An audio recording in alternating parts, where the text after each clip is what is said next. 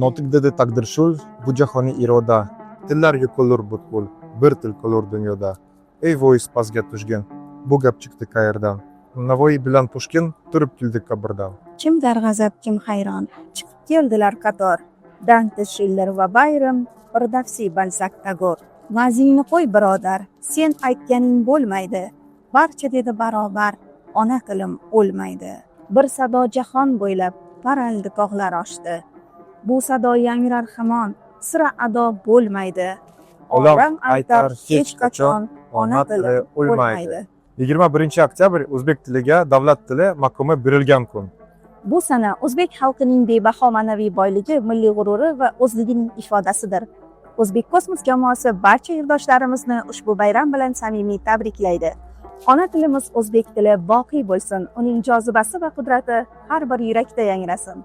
Bayram muborak.